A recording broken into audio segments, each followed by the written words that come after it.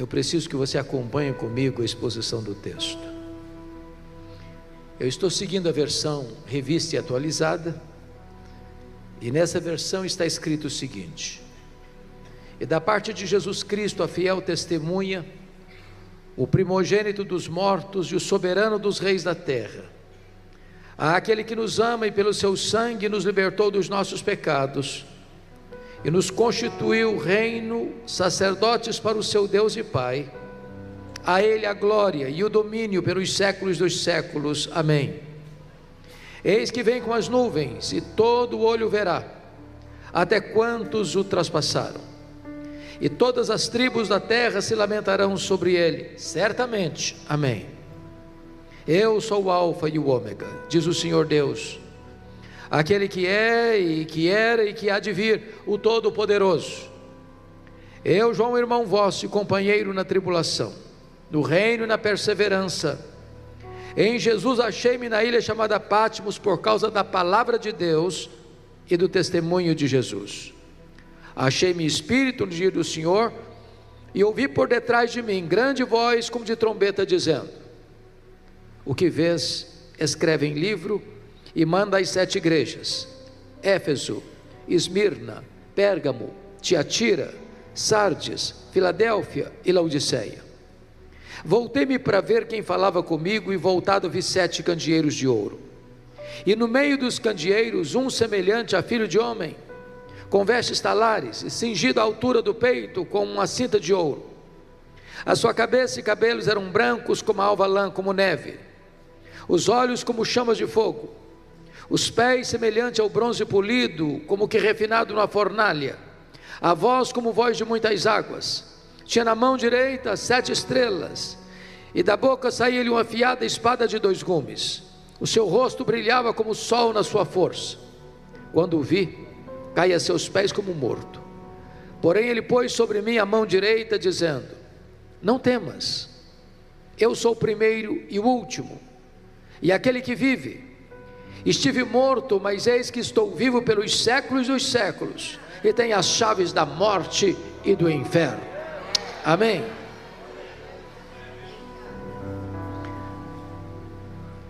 Desde que Jesus, o Filho de Deus, nasceu em Belém da Judéia, as nuvens escuras, cinzentas, de tempos difíceis, raiavam no horizonte do povo de Deus. Quando Jesus nasceu, quem governava o Império Romano era César Augusto, que governou do ano 27 a.C. ao ano 14 depois de Cristo. Quando Jesus começa o seu ministério, morre na cruz e ressuscita, quem governa o Império Romano é o seu afilhado, aquele que poderíamos chamar de filho adotivo, Tibério César, que governa do ano 14 ao ano 37, que é sucedido por um dos homens mais cruéis da história, chamado Calígula, que governa do ano 37 ao ano 41, que é sucedido por Cláudio, aqui já mencionado no culto, que governou do ano 41 ao ano 54, período que houve uma grande fome no mundo. E conforme Atos 18, versículo 2, nesse tempo os judeus foram expulsos de Roma, provocando uma grande pobreza na Judéia, fato que levou Paulo a levantar uma oferta, uma coleta entre as igrejas gentílicas para assistir os pobres da Judéia.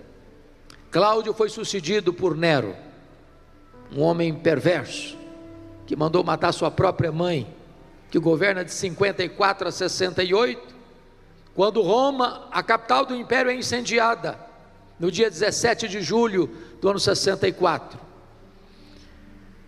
Ele é sucedido por Vespasiano, que governa de 69 a 79.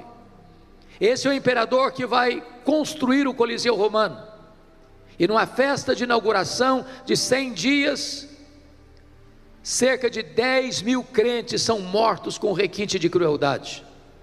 Nesse mesmo período, no ano 70, quando o Coliseu Romano é inaugurado, Tito Flávio tomava Jerusalém, destruía Jerusalém, arrasava o templo de Jerusalém e promovia a maior diáspora dos judeus de todos os tempos, desde o ano 70 até 14 de maio de 1948.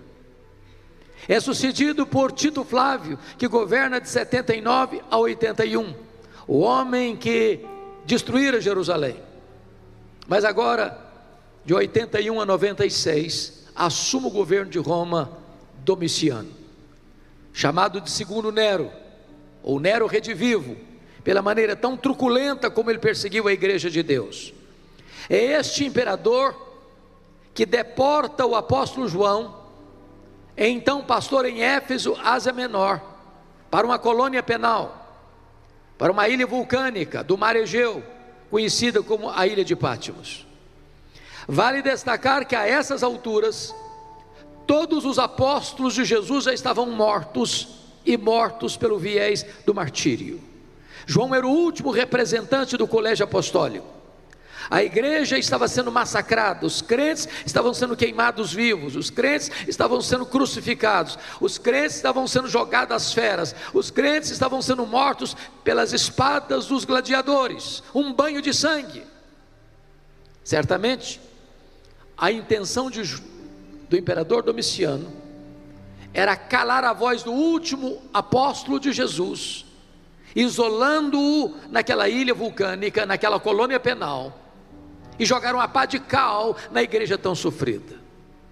Porém, quando todas as portas para João estavam fechadas na terra, o próprio Deus abriu-lhe uma porta no céu, e disse para ele: sobe para aqui, e eu te mostrarei não as coisas que talvez aconteçam, não as coisas que podem acontecer, eu te mostrarei as coisas que devem acontecer. Quem está no trono, quem tem o controle da história, não são os poderosos deste mundo, é o Deus Todo-Poderoso. Era um dia de domingo, era o dia do Senhor, quando João escuta atrás dele uma voz como de trombeta dizendo: o que vês, escreve em livro e manda às 7 igrejas: Éfeso, Esmirna, Pérgamo, Tiatira, Sardes, Filadélfia e Laodiceia. Quando ele se volta para ver quem falava com ele, ele não vê quem falava com ele, ele vê as 7 igrejas, e no meio das igrejas um semelhante a filho do homem. Ele vê Jesus. E quem é esse Jesus? Esse Jesus é o centro da própria Bíblia, da própria Escritura. Ele é tudo no Antigo Testamento. Ele é a semente da mulher, ele é o descendente de Abraão, ele é o cordeiro da Páscoa, ele é a coluna de nuvem, ele é a coluna de fogo, ele é o maná que caía do céu, ele é a água que brotava da rocha, ele é representado pelo tabernáculo, ele é representado pela arca da aliança, ele é representado pelo templo, ele é representado pelas festas, ele é representado pelos sacrifícios, ele é representado pelo sábado. Tudo era sombra dele. Ele é a realidade, ele é tudo no Antigo Testamento. Quem é esse Jesus? Ele também é tudo no Novo Testamento. Ele é o Cordeiro de Deus que tira o pecado do mundo. Ele é o Verbo que se fez carne. Ele é o Cordeiro que foi morto, mas está vivo pelos séculos dos séculos, e tem a chave da morte e do inferno. Ele é o Rei dos reis, ele é o Senhor dos senhores, ele é o Alfa, ele é o Ômega, ele é o princípio, ele é o fim. Quem é esse Jesus que se revela a João na ilha de Pátimos? Eu gostaria de observar o texto lido com vocês e extrair daqui 3 lições. A primeira delas é a glória incomparável da pessoa de Jesus. A segunda lição é a glória incomparável da obra de Jesus. E a terceira lição, a terceira parte desta mensagem: quais as implicações dessas 2 verdades anteriores. Então vejamos quem é esse Jesus que João vê. Em primeiro lugar, confira comigo o versículo 13. E vi no meio dos candeeiros um semelhante a filho de homem, com vestes talares cingidos à altura do peito, com a cinta de ouro. A primeira coisa que ele nota é que este Jesus é onipresente. Ele está em Éfeso, ele está em Esmirna, ele está em Pérgamo, ele está em Tiatira, ele está em Sardes, ele está em Filadélfia, ele está em Laodiceia ao mesmo tempo. Ele está aqui no templo da Lagoinha de Campinas nesta noite. Ele está no Japão, ele está na Coreia, ele está nos Estados Unidos, ele está no Canadá, ele está na África, ele está na Ásia, ele está na Europa, ele está na América, ele está na América do Sul, ele está na América Central, ele está na Oceania, ele está em toda parte ao mesmo tempo. Ele é onisciente. Eu não tenho dúvidas de que esta reunião é tão relevante. Não é porque nós estamos num lugar agradável. Essa reunião é tão importante, não é porque temos músicos de qualidades excelentes. Essa reunião é tão agradável, não é porque temos pessoas tão simpáticas e carinhosas. Essa reunião é tão importante porque Jesus está aqui nesta noite. É a presença dEle, e é na presença dEle que nós encontramos razão para estarmos reunidos nesta noite. Segundo lugar, quem é esse Jesus? Versículo 14 diz: a sua cabeça e cabelos eram brancos como a alva lã, como neve. Isso significa que Ele é eterno. Isso é um símbolo. Ele existe antes da criação do mundo. Ele é Deus Pai, Ele é Deus Filho, Ele é Deus Espírito Santo, antes que o universo fosse criado. Ele não precisou criar o universo para ser Deus, já o era antes da criação. Ele não deriva a glória da criação para ser Deus, porque já era Deus glorioso e completo em si mesmo antes do universo ser criado, muito embora o universo é um palco da glória de Deus. Ele não foi criado, Ele é o Criador. Ele não passou a existir, Ele é o Pai da eternidade. Terceiro lugar, versículo 14 diz: os olhos são como chamas de fogo. Isso fala que Ele é onisciente. Ele tudo vê e a todos sonda. Na medida que Ele vai caminhando entre as igrejas, Ele vai repetindo o mesmo estribilho: eu conheço, eu conheço, eu conheço, eu conheço, eu conheço, eu conheço, eu conheço. Ele conhece as nossas obras, Ele conhece as nossas angústias, Ele conhece o lugar onde nós habitamos, Ele conhece o seu nome, Ele conhece a sua história, Ele conhece as suas dores, Ele conhece as suas lágrimas, Ele conhece os seus gemidos, Ele conhece os seus traumas, Ele conhece os seus recalques, Ele conhece as suas lágrimas, Ele conhece os gemidos abafados da sua alma, Ele sabe tudo a seu respeito, e apesar disso Ele ama você. Quarto lugar, versículo de número 15 diz que os seus pés são semelhantes ao bronze polido, como refinado numa fornalha. Essa figura retrata que Ele é onipotente. Ninguém pode detê-lo, ninguém pode ameaçá-lo, ninguém pode intimidá-lo, ninguém pode derrotá-lo, ninguém pode diminuí-lo. Os homens tentam com empáfia atacar Jesus, zombar de Jesus, escarnecer de Jesus, mas Ele está no trono. Ele lá de cima ri ao ver a tolice dos homens. É Ele quem dá vida, é Ele quem tira a vida, é Ele quem exalta, é Ele quem rebaixa, é Ele quem coloca no trono, é Ele quem faz descer do trono. Ele é Deus. Eu não sei se vocês perceberam, este ano as festividades do carnaval, na sua vasta maioria, adotou como tema fazer uma apologia do diabo. E em muitos lugares o nome de Jesus foi escarnecido, zombado. E muita gente tolamente pensa que Jesus pode ser derrotado ou diminuído, ou que vai ficar colocado contra a parede. Impossível. O nosso Deus é o Todo-Poderoso Deus. Nada nem ninguém pode detê-lo, nada nem ninguém pode derrotá-lo. Ele está no trono, Ele reina, Ele governa, Ele venceu para abrir os 7 selos do livro. Ele quem vai conduzir a história à sua consumação final, e no final é a vitória retumbante de Cristo e da sua igreja. Ele é onipotente.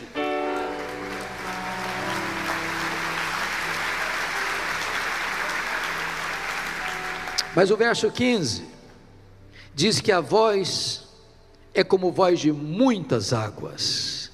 Sabe o que significa isso? Ele é irresistível. Ele deu uma ordem e o universo surgiu. Do nada, Ele tudo fez pela palavra do seu poder. Ele dá uma ordem e o sol para. Ele dá uma ordem e cada estrela aparece pela chamada do nome. Ele dá uma ordem e o vento cessa. Ele dá uma ordem e o mar se acalma. Ele dá uma ordem e a doença tem que acabar. Ele dá uma ordem e os demônios têm que bater em retirada. Ele dá uma ordem e os anjos saem para obedecê-lo. A sua voz é poderosa, a sua voz despede chamas de fogo, a sua voz faz tremer o deserto, a sua voz despedaça os cedros do Líbano, e a sua voz está ecoando aqui nesta noite. Mas notem comigo o versículo 16. Tinha na mão direita 7 estrelas, e da boca saía-lhe uma afiada espada de 2 gumes. Sabe o que significa isso? Ele é vitorioso. O que eu acho curioso é que na batalha final, que de forma emblemática a Bíblia chama a batalha do Armagedon, alguns pensam que o que vai ter lá vai ser uma conflagração de exércitos poderosos, de armas em punho, com canhões, com fuzis, com tanques de guerra, com armas atômicas, com bombas nucleares, com armas químicas. A única arma que será acionada é a espada que sai da boca do Senhor Jesus. A Bíblia diz que Ele vai matar o anticristo com o sopro da sua boca, no poder da sua parousia. E Ele vem em glória, e Ele vem em majestade, e diz a Bíblia que Ele vai colocar todos os seus inimigos debaixo dos seus pés. Ninguém pode resisti-lo. É o poder da sua palavra. Mas notem comigo o versículo de número 16, que diz que o seu rosto brilhava como o sol na sua força. Ele é glorioso. O Cristo que João vê agora não é aquele Cristo suando sangue do Getsemane. O Cristo que João vê agora não é aquele Cristo cuspido e esbordoado do sinédrio judaico. O Cristo que João vê agora não é aquele Cristo vilipendiado e espancado do pretório romano. O Cristo que João vê agora não é o Cristo que caminha trôpego e zangue pelas ruas apinhadas de Jerusalém, sob os apupos e vaias de uma multidão ensandecida. O Cristo que João vê agora não é aquele Cristo preso no leio maldito. O Cristo que João vê agora é o Cristo vencedor, é o Cristo vitorioso, é o Cristo glorioso, cujo rosto brilha como o sol na sua força. É na presença desse Cristo que nós adoramos nesta noite. Ele está aqui, Ele é a razão da nossa vida. O resultado, confira comigo, está aí no versículo 17. Quando o vi, caí a seus pés como morto. Porém ele pôs sobre mim a mão direita, dizendo: não tenhas medo, não temas, eu sou o primeiro e o último, e aquele que vive. Estive morto, mas eis que estou vivo pelos séculos dos séculos, e tenho as chaves da morte e do inferno. Nós não viemos aqui hoje adorar o Cristo que esteve vivo e está morto. Nós viemos aqui hoje adorar o Cristo que esteve morto, mas está vivo pelos séculos dos séculos. Como já foi afirmado nesse culto, a cruz está vazia, o túmulo está vazio, mas Ele está no trono, Ele está sentado no trono, e Ele tem as rédeas da história em suas mãos. Mas o Cristo que está aqui hoje é o Cristo restaurador. que está dizendo para você e para mim: não fica com medo não.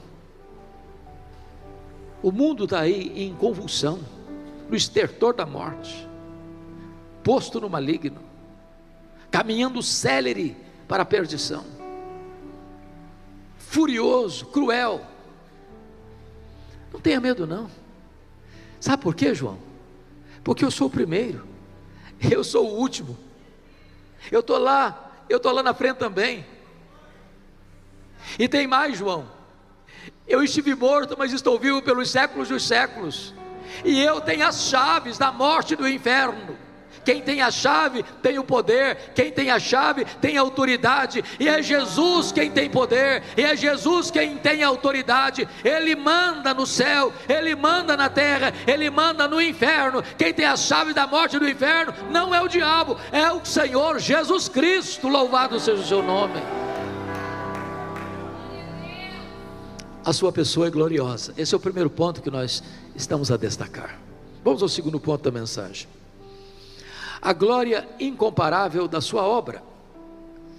E eu destaco 4 verdades. A primeira delas está no verso 5, que está escrito assim: àquele que nos ama. A primeira coisa que eu destaco é que Jesus, esse Jesus, agora descrito, ama você. Os nossos irmãos da Inglaterra, do século 17, perguntavam assim: achas pouco os seres amado por Deus? Entender isso cura qualquer complexo de inferioridade. Entender isso resolve o problema de autoestima achatada. Agora, note, Ele não ama você porque viu em você virtudes para ser amado. A causa do amor de Deus por você, de Jesus por você, não está em você, está nele mesmo. Sabe o que me impressiona? É que às vezes nós amamos porque não conhecemos. Se as pessoas nos conhecessem como Deus nos conhece, talvez sairiam horrorizadas.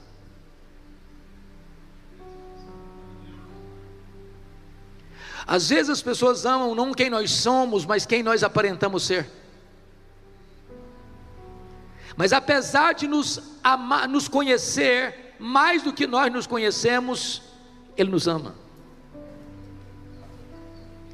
Ele nos ama, diz a palavra de Deus, e nos amou quando nós éramos fracos, ímpios, pecadores e inimigos. Ele não nos ama por causa dos nossos méritos, mas apesar dos nossos deméritos. Ele não nos ama por causa das nossas virtudes, mas apesar dos nossos pecados.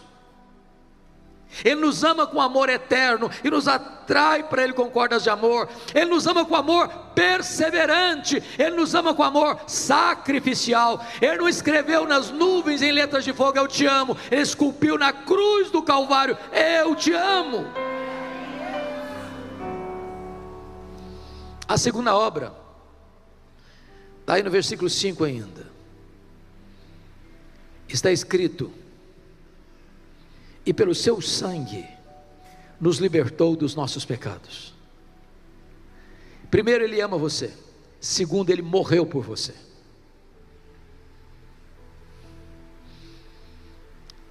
E talvez é importante esclarecer: Ele não morreu como um mártir. Não. Ele não morreu naquela cruz porque sucumbiu ao poder de Roma. Ele não morreu naquela cruz porque foi vítima de uma trama do Sinédrio. Ele não morreu naquela cruz porque covardemente Pilatos o sentenciou à morte. Ele não morreu naquela cruz porque Judas Iscariotes, por ganância, o traiu. Ele não morreu naquela cruz porque covardemente Pedro negou. Ele não morreu naquela cruz porque os soldados cruelmente o pregaram naquele lenho. Ele morreu naquela cruz porque o Pai o entregou por amor. Ele morreu naquela cruz porque voluntariamente deu a si mesmo por você. A Bíblia diz que Ele não levou em conta a ignomínia, a vergonha da cruz, pela alegria que lhe estava proposta, a alegria de morrer por você e de dar a você a vida eterna. Agora notem, já foi dito aqui, nós somos pecadores, não há justo nenhum sequer. Nós não podemos resolver o nosso próprio problema, nós não podemos limpar a nós mesmos, nós não podemos mudar o nosso coração, nós não podemos nos libertar dos nossos pecados. Mas Jesus morreu para que com o seu sangue você fosse liberto dos seus pecados. Jesus está aqui nesta noite e Ele é poderoso para quebrar as algemas invisíveis que prendem você do pecado, do vício, dos maus hábitos, das mazelas da sua vida. Hoje Jesus está aqui para tornar você verdadeiramente livre. Terceira obra, confira comigo o versículo 6.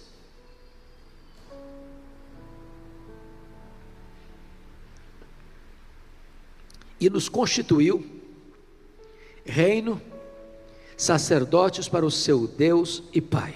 Entendamos isto. No Antigo Testamento, você sabe disso, nenhum sacerdote podia ser rei, nenhum rei podia ser sacerdote. O rei Uzias, que governou 52 anos, já no final do seu reinado, tomado de soberba, quis ocupar a função de sacerdote e ficou leproso. A única pessoa que ocupou essa função dupla de sacerdote e rei foi Jesus Cristo de Nazaré. E agora, morrendo por nós, o véu do templo sendo rasgado de alto a baixo, você e eu fomos constituídos por Ele como reis e como sacerdotes. Você não precisa de intermediário para chegar a Deus. Você pode falar com Ele em qualquer lugar, a qualquer hora, sob qualquer circunstância. Eu quero lhe dizer nesta noite que corre em suas veias mais do que sangue azul.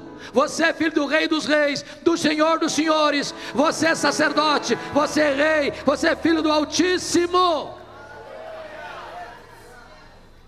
Mas em último lugar, quarto lugar, primeiro, Ele ama você. Segundo, Ele morreu por você. Terceiro, Ele exaltou você, colocando você numa posição de rei e sacerdote. Você já está sentado com Ele nas regiões celestes, acima de todo o principado e potestade. Mas em quarto lugar, Ele voltará para você. Olha o versículo 7 comigo.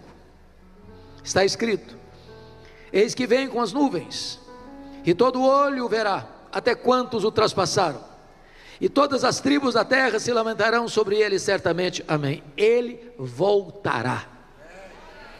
Esse é o pináculo da nossa fé, essa é a acrópole da nossa esperança, esse é o apogeu da nossa confiança, essa é a consumação da história. Jesus voltará, e Ele voltará pessoalmente, Ele voltará visivelmente, Ele voltará audivelmente, Ele voltará repentinamente, Ele voltará inesperadamente, Ele voltará inescapavelmente, Ele voltará vitoriosamente. Louvado seja o seu nome.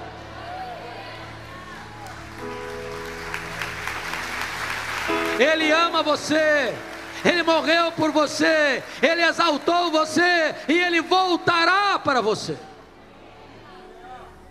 Bom, agora vamos ao terceiro e último ponto da mensagem. Quais são as implicações dessas duas verdades aqui enfatizadas? Primeira implicação: em virtude disso você não precisa ter medo da vida. Tem muita gente com medo da vida, tem muita gente flertando com a morte, tem muita gente pensando em suicídio,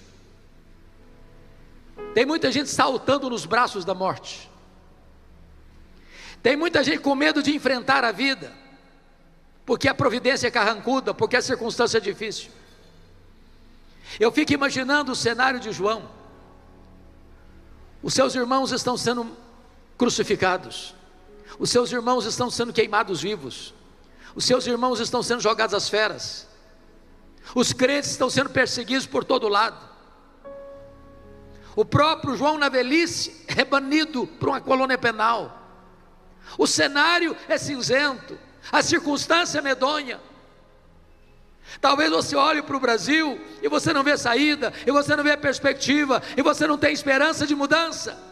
O mecanismo é pesado, o esquema é doloroso, o futuro parece sombrio. Mas quando João olha para essa cena, foi Domiciano quem o mandou para aquela colônia penal. Mas quando ele olha com os olhos da fé, ele faz uma outra declaração, no capítulo 1, versículo 9, ele está nessa ilha por causa da palavra de Deus e do testemunho do Senhor Jesus. Aquilo que os homens planejaram ser o seu fim, foi o começo da esperança para a igreja de Deus. Quando as portas se fecharam para ele na terra, Deus abriu-lhe uma porta no céu. Eu quero dizer para você que não importa o que virá amanhã, não importa que partido político vai governar, não importa quem vai estar no controle das rédeas políticas da nação, ou do poder judiciário, ou do poder legislativo, ou das conjunturas econômicas dessa nação, o nosso Deus continua no trono, e Ele quem vai governar a sua vida. Segundo lugar, segunda implicação, você não precisa ter medo da morte. Jesus disse para João na ilha de Patmos: não temas, eu sou o primeiro, eu sou o último, eis que eu estive morto, mas eu estou vivo pelos séculos dos séculos.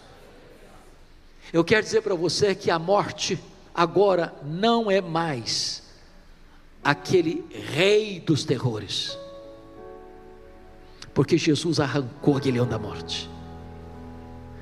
Se a morte até então era o rei dos terrores, Jesus é o rei dos reis. E Ele entrou nas entranhas da morte, Ele arrancou o aguilhão da morte, Ele matou a morte, e Ele ressuscitou, inaugurando a imortalidade, e Ele é a ressurreição e a vida, e se você nele crê, você nunca morrerá eternamente, você já passou da morte para a vida. A morte não tem a última palavra, o túmulo não é o nosso último endereço. Para nós agora, viver é Cristo, morrer é lucro, porque é partir para estar com Cristo, o que é incomparavelmente melhor. Terceiro, você então não precisa ter medo do futuro desconhecido. Eu explico isso aqui melhor. Todos nós crentes no Senhor Jesus Cristo temos garantido o nosso futuro final. Sabemos que Jesus voltará, que os mortos vão ressuscitar, que vamos ter um corpo imortal, incorruptível, glorioso, poderoso, espiritual, celestial, semelhante ao corpo da glória do Senhor Jesus. Sabemos que vamos desfrutar da bem-aventurança eterna, isso está garantido, está seguro. Mas nem eu nem você sabemos o que vai nos acontecer amanhã. Nós não enxergamos no escuro, nós não enxergamos na curva,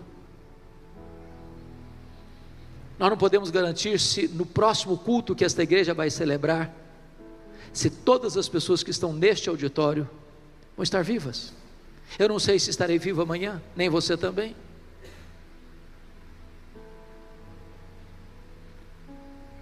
Mas você não precisa ter medo desse amanhã, desse futuro que você não conhece, porque quando João é convidado a subir, a palavra foi essa: eu te mostrarei as coisas que devem acontecer, não que talvez aconteçam. Seu futuro está nas mãos de Deus, não importa o que venha, seu futuro está nas mãos de Deus. Os apóstolos entenderam isso ao dizer: se vivemos, para o Senhor vivemos, se morremos, para o Senhor morremos, quer pois vivamos, quer pois morramos, nós somos do Senhor. Nem a morte, nem a vida pode nos separar do amor de Deus, que está em Cristo Jesus nosso Senhor. Então você tem garantia, você tem segurança. Ninguém vai arrancar você dos braços de Jesus. Nada vai separar você do amor de Deus. A sua vida não está ao léu, jogada como uma lasca de lenha, jogada de um lado para o outro, ao sabor das circunstâncias. A sua vida está segura nas mãos daquele que é o Todo-Poderoso Deus. Enquanto você caminha, você tem 2 guarda-costas que nunca largam você, da hora que você acorda, a hora que você vai deitar. É a bondade e a misericórdia de Deus que vão seguir você todos os dias da sua vida, e quando a jornada terminar, você vai habitar com o Senhor para todo sempre. Mas finalmente, em quarto e último lugar, você não precisa ter medo da eternidade. Jesus disse para João: eis que eu estou vivo pelos séculos dos séculos. Quando se passar 1000 anos, quando se passar 1 milhão de anos, quando se passar 1 bilhão de anos, quando os milênios rolarem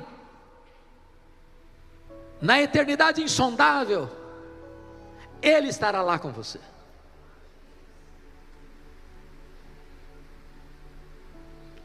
E Ele será o seu prazer, a sua alegria, a sua herança.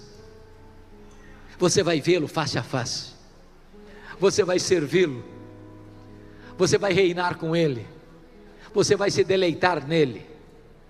E não há outro em quem você tenha na terra, não há outro em que você tenha no céu. Ele é tudo em todos.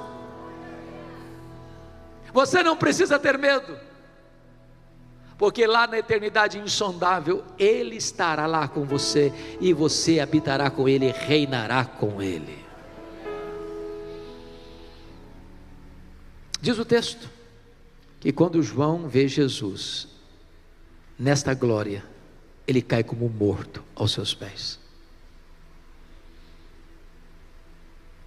Sempre que alguém viu a glória manifesta de Deus, ficou profundamente tocado, quebrantado.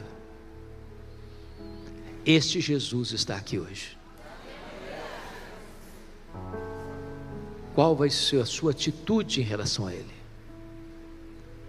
Curvar-se, render-se, prostrar-se,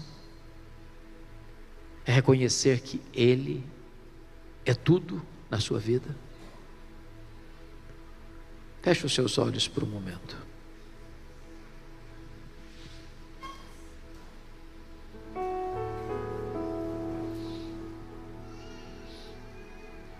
Assim como Jesus estava andando no meio das 7 igrejas, sondando as igrejas, exortando as igrejas, consolando as igrejas, restaurando as igrejas, fazendo promessa às igrejas, Ele está andando aqui nesta igreja, nesta noite.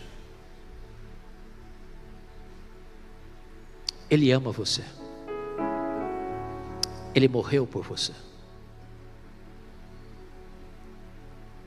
Ele colocou você numa posição de destaque. Você é rei, você é sacerdote. Breve, muito breve, Ele voltará para você. A partir de agora você não precisa ter medo da vida, nem da morte, nem do desconhecido, nem da eternidade. Ele está aqui, poderoso para salvar, poderoso para libertar, poderoso para perdoar, poderoso para restaurar, poderoso para fazer tudo novo na sua história.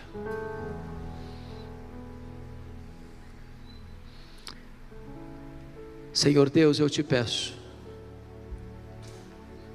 que Tu apliques esta palavra ao coração de todas as pessoas que entraram nesta casa,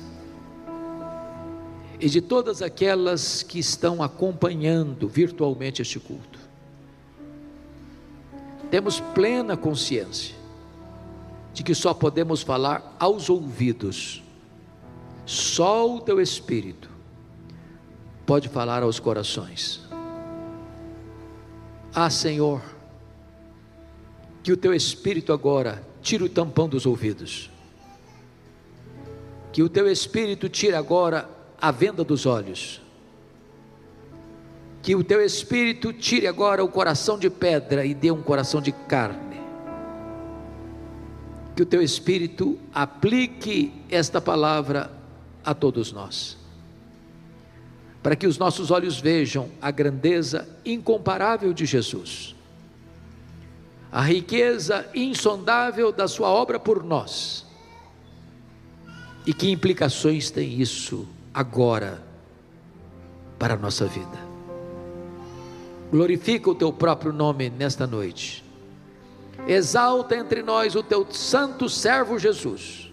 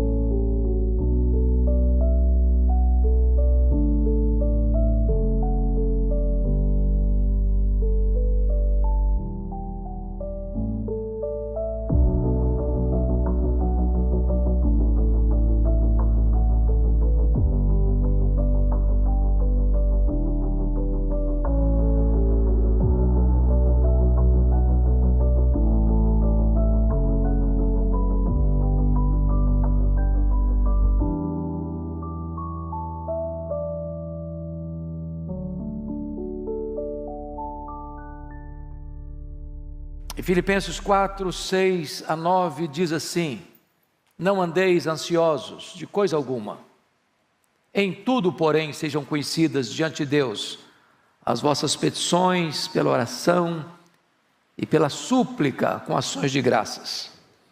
E a paz de Deus, que excede todo o entendimento, guardará o vosso coração e a vossa mente em Cristo Jesus.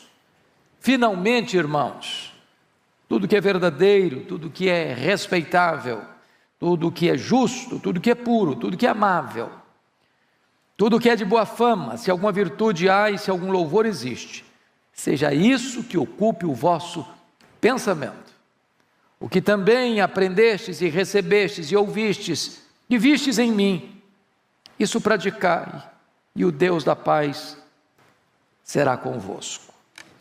Eu queria pensar com você hoje como vencer a ansiedade. E eu estou seguro de uma coisa, eu estou falando para todos nós, particularmente para cada um de nós. Ou você não é uma pessoa ansiosa? Ou você não lida com isso?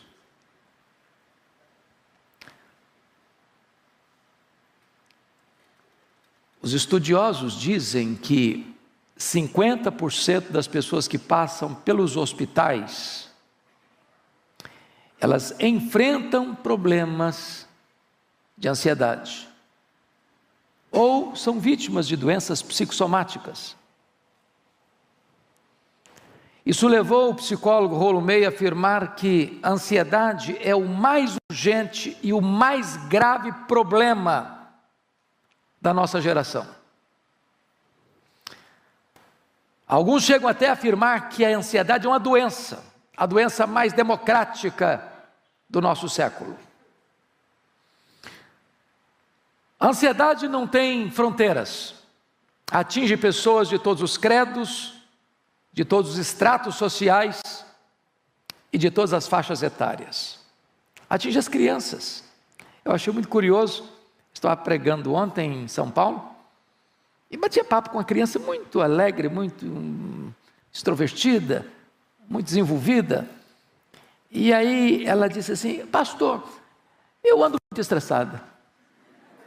Falei: é mesmo, minha filha? Mas estressada mesmo? Muito estressada. Falei: mas o que é que estressa você, filha? Matemática. Ah, mas me estressa. Agora, você já pensou a criança estressada? Os adolescentes brigam com o espelho. Problema da autoafirmação. Hoje tem adolescente brigando, se sabe, querer saber se é homem ou se é mulher, é um negócio confuso. Os pais pressionam, tem que passar no vestibular, tem que ter nota boa no Enem. E a meninada anda exprimida. Os jovens estão preocupados, se casa, se não casa, quando casa, como casa, se tem casa, se vai poder manter a casa. Os casados querem saber se vão conseguir construir um patrimônio, porque afinal de contas, a sociedade cobra, a família cobra. Os que têm filhos, precisam saber se consegue pagar a escola para o filho. Os mais velhos, se vai ter condições de pagar o plano de saúde. Se for ficar velhinho mesmo, se a família vai manter, cuidar, ou se vai botar no asilo. Todas essas coisas vão gerando ansiedade. Quando chegou março de 2020, o ano passado, eu estava na casa de um médico muito querido, e ele mapeou para mim um cenário muito cinzento da pandemia, que estava chegando. E eu confesso a vocês que eu andei alguns dias ansioso. Falei: meu Deus, eu tenho problema de respiração às vezes. Falei: se esse troço me pega, eu estou frito. E no comecinho eu andava, fazia caminhada de máscara. Falei: se eu pegar esse troço, eu estou frito. E o coronga me pegou na semana mais crítica da minha vida. Passei um pouco de aperto. Recebi o diagnóstico no domingo, na quinta-feira era o casamento da Mariana. Chorei um pouquinho, o Rival me deu umas broncas. Mas superei. Mas quem sabe tantos aqui não enfrentaram esse problema da ansiedade, ou ainda enfrentam. Enfrentam. Como é que você anda nessa questão? Qual o nível de ansiedade está hoje? Hoje, tanto de manhã, às 8, quanto às 11 horas, algumas pessoas chegaram aqui e me falaram, e falaram para o pastor Ival também: olha, hoje eu vim para cá precisando de um milagre. Sabe aquele nó na garganta, aquela dor no estômago? Aquele problema que vocês, ou Deus faz um milagre, ou não vou aguentar mais. Quem sabe você entrou aqui hoje com um problema muito grave para ser resolvido. Você precisa de uma resposta. Você não está dormindo direito. Você está ansioso, está angustiado, está com um nó na garganta, está com medo do amanhã. E esse texto, meus amados irmãos, vai lidar conosco nesta questão. E eu quero tratar de 3 situações aqui. Primeiro, o diagnóstico do problema. Segundo, o remédio para curar o problema. E terceiro, a cura do problema. Pregação do Evangelho, irmãos, não é uma espécie de B12 na veia para você sair daqui um pouquinho animado e amanhã volta tudo de novo. O Evangelho tem resposta para nós, tem solução para nós. Mas a primeira coisa que eu preciso entender é o problema, é o diagnóstico. O que é ansiedade, afinal? Para a gente também não achar que eu estou enfrentando uma situação e isso é ansiedade, quando pode não ser ansiedade. Por exemplo, a ansiedade não é você ser imprevidente quanto ao futuro. É correto ser cuidadoso com o futuro, até as formigas cuidam do futuro. Ajunta no verão para não ter que trabalhar no inverno.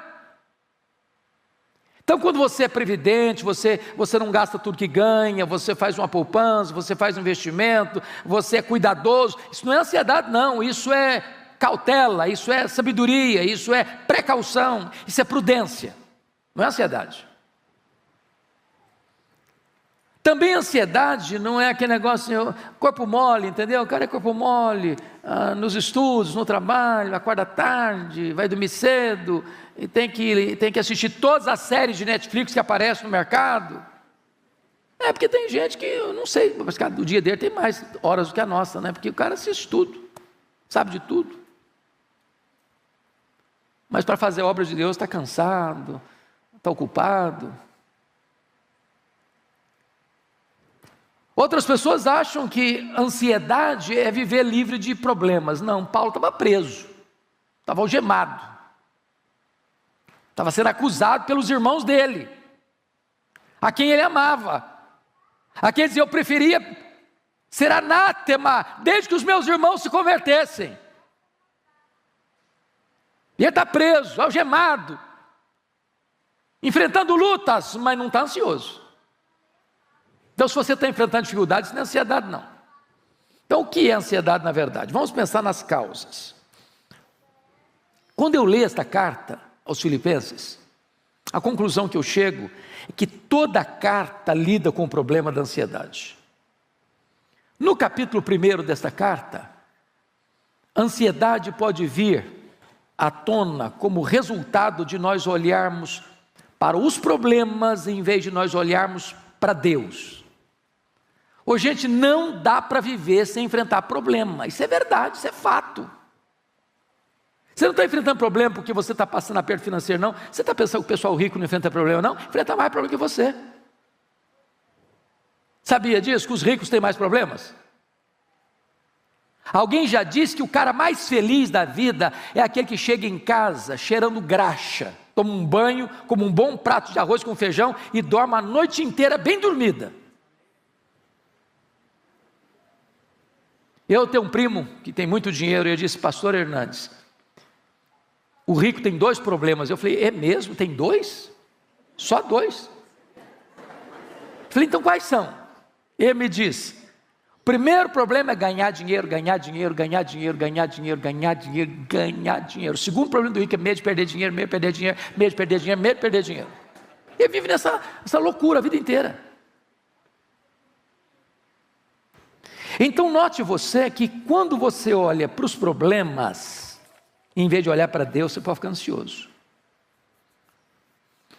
Paulo estava preso, os problemas eram muitos, e ele diz em Filipenses 1:12 assim: meus irmãos, eu quero que vocês saibam que as coisas que me aconteceram têm antes contribuído para o progresso do Evangelho. Ele olhou para as circunstâncias da vida de uma maneira diferente. Ele não perguntou assim: como eu estou sofrendo com isso? A pergunta era: o que isso pode proporcionar para que eu aproveite mais para pregar o Evangelho? Como essa situação pode abrir caminhos para eu dar mais testemunho? Ele estava preso e a igreja olhou para ele e foi mais encorajada a pregar. Ele estava preso e ele evangelizou a guarda pretoriana. Ele estava preso e escreveu cartas. Então, quando você estiver passando por um problema, não olhe para o problema, olhe para as possibilidades que Deus coloca diante de você em virtude desses problemas. Se você está dentro de um hospital, aproveite para você falar de Jesus para as enfermeiras, para os técnicos de enfermagem, para os médicos que chegam. Se você está enfrentando uma luta lá na sua casa, lá na sua vizinhança, aproveite para falar de Jesus e saber como as pessoas podem enfrentar o problema e ainda assim confiar em Deus. Se você olhar para a circunstância como Pedro, você naufraga. Se você olhar para a circunstância como Geazi, você só vê os exércitos inimigos. Se você olhar para as circunstâncias como os 10 espias de Israel, você vai dizer, olha, a terra é boa, mas tem gigantes, não dá para nós, vamos ser engolidos. Tira os olhos das circunstâncias, olha para o Deus que está no controle das circunstâncias. Segundo lugar, como é que você pode diagnosticar o problema da ansiedade? Quando eu vou para Filipenses 2, todo o capítulo 2 trata de relacionamentos complicados. Que para nós, você tem algum problema de relacionamento dentro da sua casa? Está estressando alguma coisa lá? Convivência não está legal? Está batendo cabeça com seu cônjuge? Os filhos estão relacionando-se tranquilamente uns com os outros e com vocês? Às vezes a maior fonte de estresse que uma pessoa tem brota dentro da sua casa. Preocupação com os filhos, preocupação com os pais, preocupação com os irmãos, preocupação com os avós. E na igreja de Corinto, na igreja de Filipos, os irmãos estavam batendo cabeça. Eles não pensavam concordemente. Até 2 irmãs da igreja, porque as mulheres não são de brigar, né? As irmãs são muito pacíficas. A Evódia e a Cinti que estavam brigando dentro da igreja. Se uma participava do coral, a outra não ia participar. Se uma cantava na frente, a outra não cantava. Meus irmãos, muitas vezes as pessoas roubam a nossa alegria, tiram a nossa paz e são fonte de ansiedade.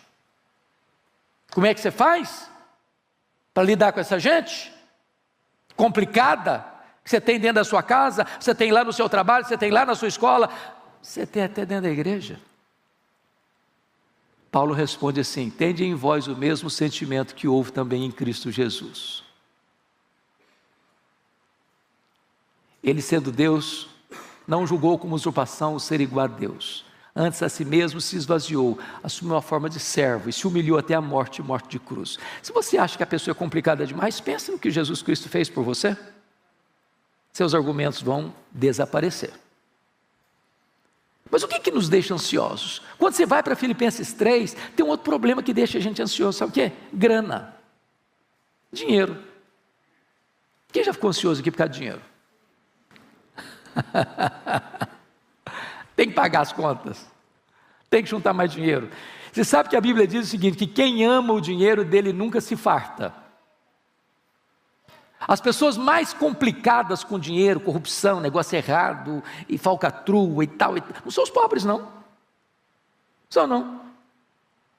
É gente que tem muito dinheiro, mas quer mais, quer mais, quer mais, quer mais, quer mais. No capítulo 3, versículo 19 de Filipenses, Paulo fala que tinha gente que só se preocupava, não é preocupava não, só se preocupava com as coisas terrenas. Gente que nunca está satisfeita. Eu recebi um videozinho muito legal há poucos dias, que eu achei fantástico. O camarada chegou num carrão, que é carrão assim, que custa mais de 400 mil.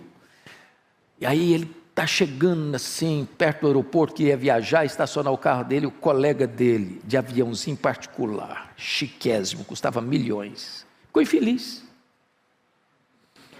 Infeliz. Aí chega de viagem, pega o carro dele, um colega dele encosta com um carrinho velho, fala, rapaz, o sonho da minha vida é ter um carro igual o seu.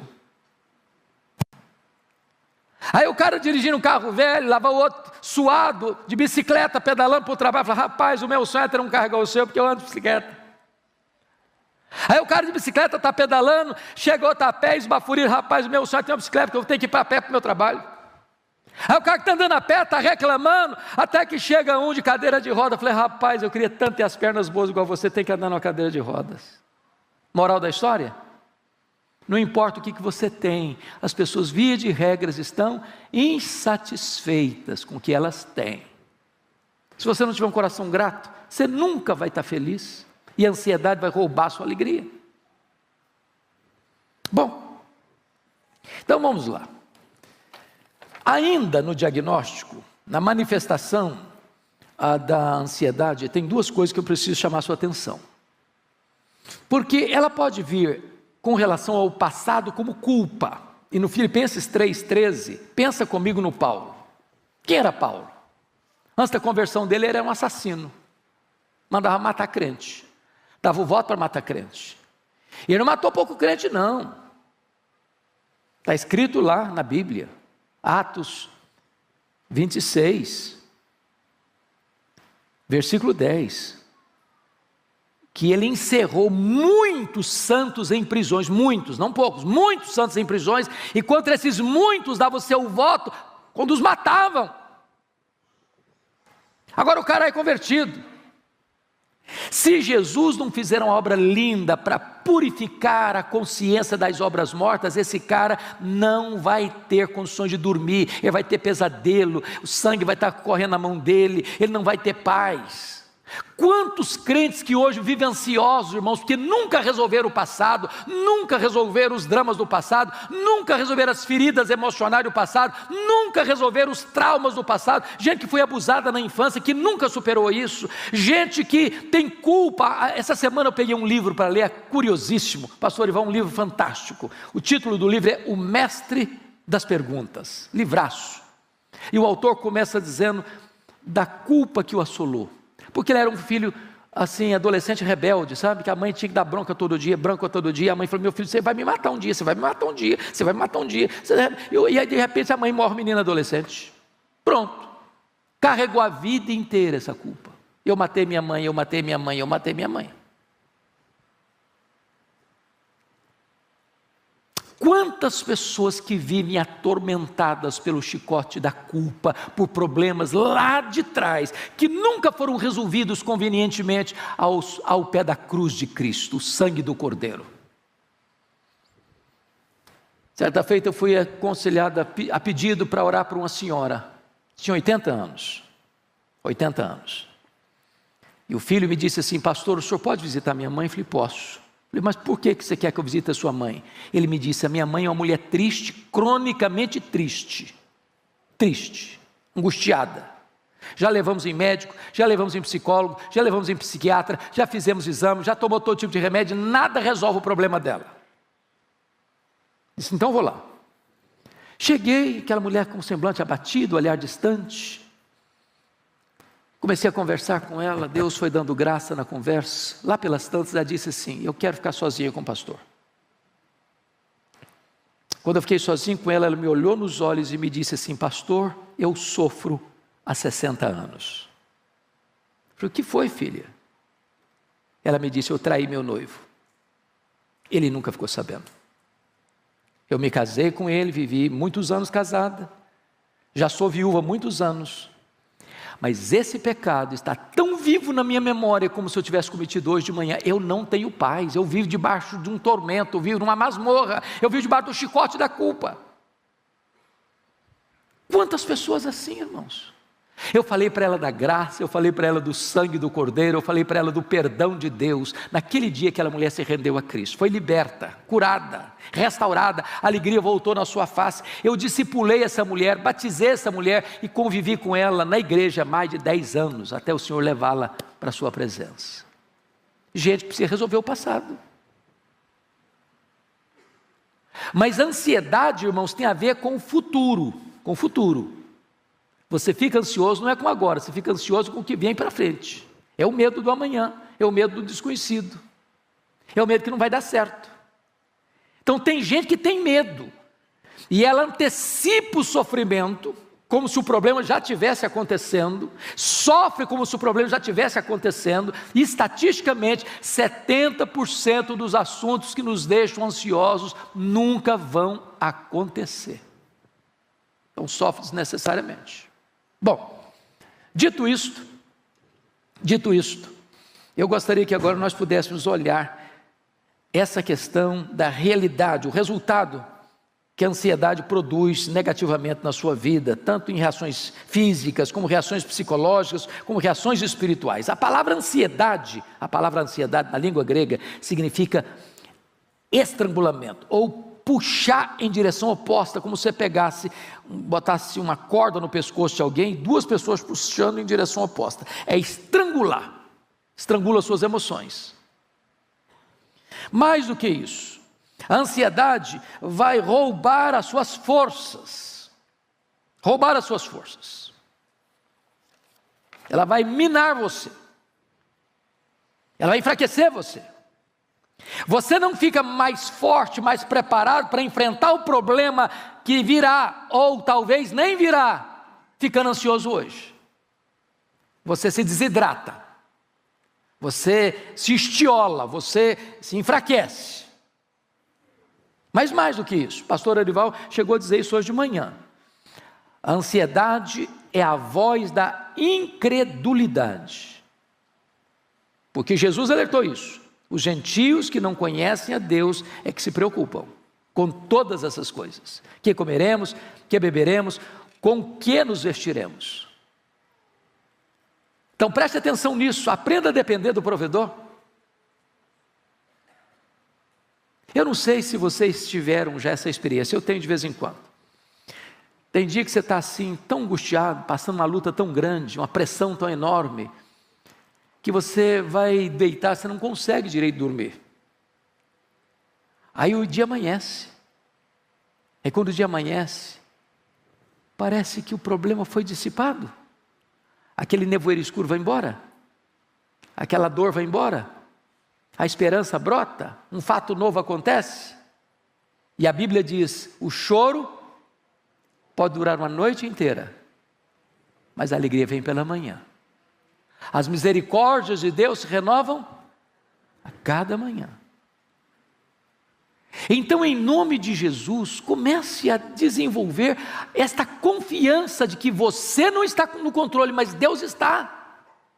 Deus está no controle. Deus não perdeu o rumo da história. Deus não perdeu o controle da sua vida. Deus não está em apuros. Deus não foi pego de surpresa. Deus está trabalhando. Se você ama a Deus, todas as coisas cooperam para o seu bem.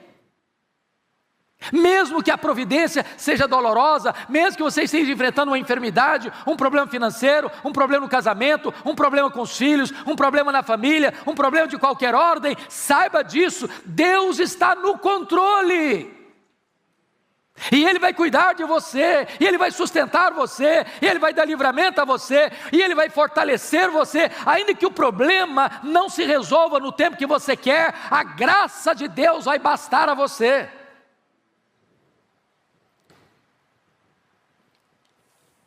Então, isso me lembra o que George Miller, que foi um dos homens mais destacados de oração que a história conheceu, ele disse o seguinte: o começo da ansiedade é o fim da fé. Não dá para você botar no mesmo bloco ansiedade e fé. Agora, como é que você tem fé? Porque às vezes a pessoa está querendo desenvolver uma vida espiritual mais robusta, mas ele só entulha a mente dele, o coração dele com coisa ruim. Ele passa de um canal para o outro, na televisão, no zap, e passa o dia inteiro assistindo só coisa ruim. Agora, você quer fé? Comece a ler a Bíblia. Comece a conhecer as promessas de Deus. Comece a alimentar a sua mente com coisa boa, para que você possa encontrar resposta, solução para o problema da ansiedade. Qual a resposta de Paulo aqui? Não andeis ansiosos de coisa alguma. Isso é ansiedade, isso é o diagnóstico. Vamos então para a questão do remédio que ele vai usar. Ele diz, não andeis ansiosos de coisa alguma, em tudo, porém, sejam conhecidos diante de Deus as vossas petições, pela oração e pela súplica, com ações de graça. Eu chamo a sua atenção para um ponto muito importante aqui. Muito importante aqui.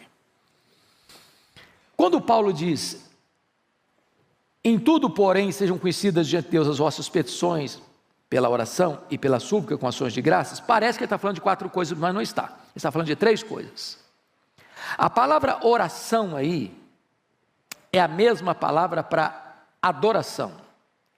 Então Paulo está falando de adoração, de petição e de ações de graças. Eu não sei se você já fez uma distinção clara na sua mente entre o que é adorar a Deus e o que é agradecer a Deus. A gente confunde isso.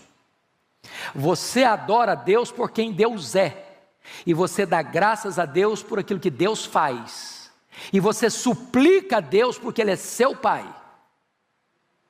Então quando você lida, como é que você lida com ansiedade? Você lida com ansiedade quando você começa a adorar a Deus, e para você adorar a Deus, você precisa saber quem Deus é. E você precisa entender que esse Deus é autoexistente, que Ele é infinito, que Ele é imenso, que Ele é eterno, que Ele é imutável, que Ele é onipotente, que Ele é onipresente, que Ele é onisciente, que Ele é transcendente, que Ele é soberano, que Ele está no controle do universo, Ele está no controle da igreja, Ele está no controle da sua família e da sua vida. No momento que você compreende isso, já começa a acalmar o seu coração. Quando você começa a entender a majestade de Deus, quão grande Ele é, quão magnífico Ele é, quão poderoso Ele é, quão extraordinário Ele é, como Ele está sentado no trono, como Ele é glorioso em suas obras, como Ele é perfeito em seus atributos, é aquele Deus soberano que mede as águas na concha da sua mão, que pesa o pó das montanhas em balança de precisão, que mede os céus a palmos, que espalha as estrelas no firmamento, e por ser forte em força e grande em poder, quando as chama pelo nome, nenhuma só delas vem a faltar. Quando Ele olha para as grandes nações da terra e considera todas elas como um pingo que cai num balde, como um pó numa balança de precisão, o seu coração começa a se acalmar. Quão grande é o seu Deus, quão magnífico Ele é. Paulo diz: se você adorar a Deus, você vai vencer a ansiedade, mas você vai dar graças. Gente, via de regra, a nossa memória é curta para lembrar o que Deus tem feito. A gente é grato, só um pouquinho assim, ó. O que você tem para agradecer a Deus? Você está vivo. Gente melhor que você já se foi. Se você veio para cá, você tem pernas para andar. Quanto vale as suas pernas? Se você está enxergando, você tem visão, quanto vale os seus olhos? Se você está ouvindo, você tem ouvidos, quanto vale a sua audição? Quanto vale a sua vida? Quanto vale a sua liberdade? Quanto vale a sua família? Quanto vale os seus amigos? Quanto vale a sua igreja? Quanto vale a sua salvação? Pare de olhar a vida com óculos escuros, para de reclamar, para de murmurar, para de olhar para a vida só com pessimismo, com negatividade. Para de reclamar do que você é, do que você tem, da família que você tem, da casa que você mora, do apartamento que você mora, do carro que você anda, do emprego que você tem, do cônjuge que você tem, dos pais que você tem, dos filhos que você tem, dos vizinhos que você tem. Passa a dar graças a Deus. Tem tanta coisa boa acontecendo. Paulo está dizendo o seguinte: quando você tem um coração grato, não tem espaço nesse coração para ansiedade. Mas terceiro, Paulo diz: você cura a ansiedade quando você apresenta a Deus as suas súplicas. Gente, nós não falamos com ídolo, nós não falamos com um Deus distante do deísmo, nós não falamos para o ídolo morto do misticismo sincrético. Nós falamos com aquele Deus que você pode chamar de Abba Pai, aquele Deus que é o Deus e Pai de toda a consolação. Você fala com aquele que tem abençoado você com toda a sorte de bênção espiritual nas regiões celestes em Cristo Jesus.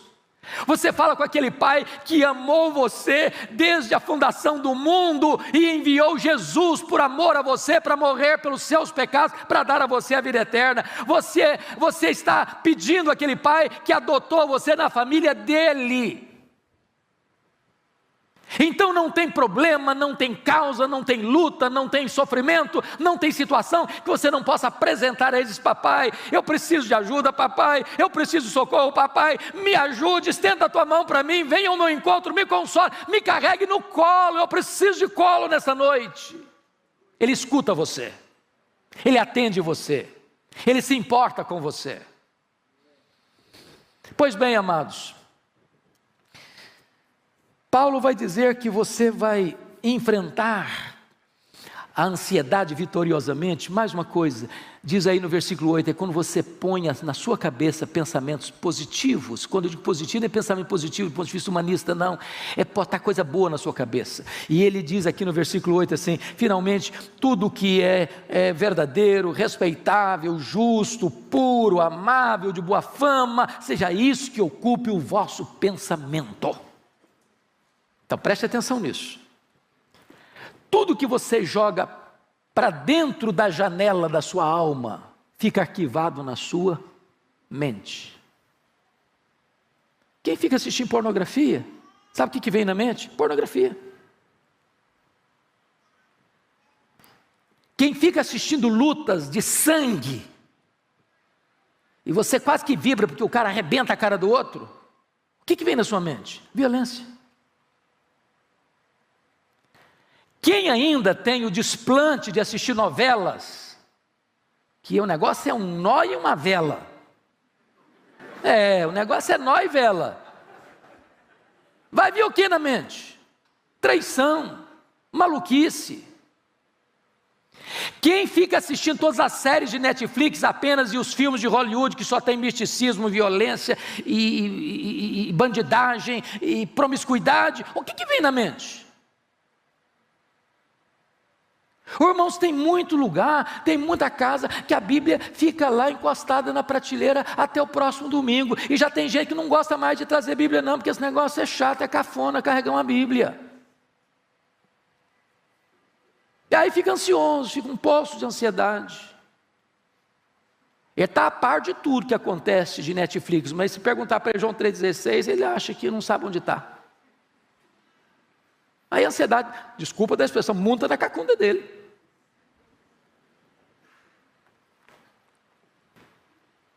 Como é que você resolve isso? Paulo vai um pouquinho além e diz o seguinte, versículo 9: olha, meus irmãos, tudo que vocês, olha aí comigo, Filipenses 3, 4, 19, 4, 9, olha aí, ele diz assim: e o que aprendesse, e recebesse, e ouvisse, e visse em mim, isso praticai. Tem muito crente que é teórico, só teórico, sabe tudo, é bom teólogo, conhece as correntes teológicas, decora a confissão de fé, decora o catecismo de Westminster, cita as correntes teológicas, sabe o que é calvinismo, sabe o que é arminianismo, sabe o que é isso, sabe o que é aquilo, mas fica só nisso. Paulo diz, isso praticai. Para mim, quando li o livro Monge Executivo, uma frase valeu o livro. E a frase do livro foi essa, que valeu o livro. Ele diz o seguinte: você não é o que você sente, você não é o que você fala, você não é o que você promete, você é o que você faz. Faz. É isso que muda a sua vida. Bom, então terminando. Vamos ver agora qual é a cura. E Paulo, de uma maneira magistral, vai dizer no verso 7 algo sublime: e a paz de Deus, não é a paz humana, não é a paz do mundo, não é a paz de cemitério, é a paz de Deus. Não é paz com Deus, não é paz de Deus. A paz de Deus, que excede todo entendimento, ou seja, a pessoa vai olhar para você, você está passando luta, está passando sim, você está doente, pode estar doente sim, pode estar hospitalizado sim, pode enfrentar a dor do luto, pode enfrentar a dor do luto sim, mas essa paz excede todo entendimento. É aquilo que Paulo disse quando ele estava preso na masmorra, no corredor da morte: eu sei em quem eu tenho crido, e estou certo de que Deus é poderoso para guardar o meu depósito até o dia final. O cara está no corredor da morte e está animado. Essa é a paz de Deus, que excede todo entendimento. É aquela expressão do crente que está partindo, mas tem brilho nos olhos, tem gozo na alma, tem segurança no coração, tem certeza da vida eterna. E ele diz, essa paz é uma sentinela, porque vai guardar. A palavra guardar aqui é montar sentinela, montar guarda. É como se Deus botasse uma soldadesca celestial, um grupo de anjos ao redor da sua cabeça e do seu coração, da sua razão e do seu sentimento, da sua mente e do seu coração. E quando a ansiedade tenta entrar, a soldadesca de Deus está lá. Não entra não, não entra não, não entra não, porque aqui mora a paz de Deus, aqui mora a paz de Deus. Ansiedade não, ansiedade não. E essa soldadesca divina protege a sua cabeça, protege o seu coração.